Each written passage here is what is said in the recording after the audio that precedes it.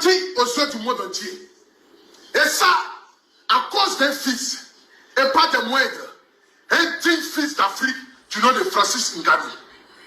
Ce jeune-là qui est parti par la nage en France, qui a dormi dans les rues à Paris, mais qui n'a jamais oublié son rêve. Son rêve de devenir un grand boxeur. Ce rêve de valoriser le continent africain. Ce rêve-là de valoriser le Cameroun. Ce rêve-là de prendre le drapeau camerounais. Aller là où il y a les blancs. Aller là où il y a les milliardaires.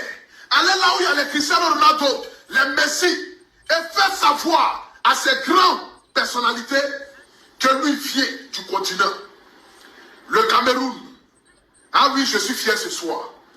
J'ai perdu la somme d'1 million de francs CFA, mais j'ai été fier de voir combien de fois Francis Ngannou a rendu le continent africain fier.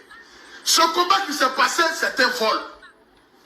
Parce que ça fait mal au plan de donner le trophée à un noir. Sinon, nous tous, on a vu ici.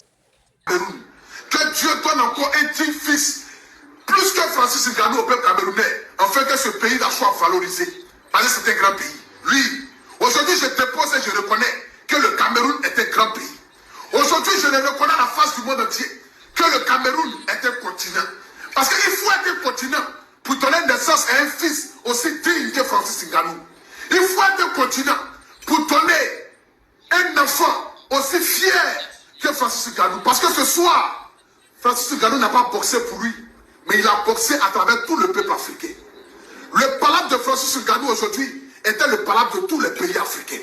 Ce n'était pas un palabre d'un pays.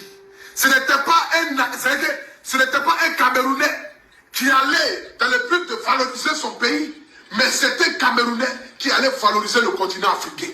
Et ce soir, je suis fier. Je suis fier d'être africain. Parce que Francis Ngannou nous a rendus fiers. J'aimerais bénir ici ce drapeau-là et dire à tous mes frères camerounais que nous les attendons en Côte d'Ivoire à la CAN 2024.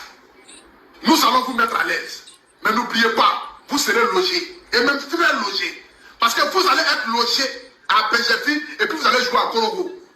C'est de ça qu'il s'agit. Donc, sur ce, que Dieu bénisse le Cameroun. Que Dieu bénisse Francis Ngannou.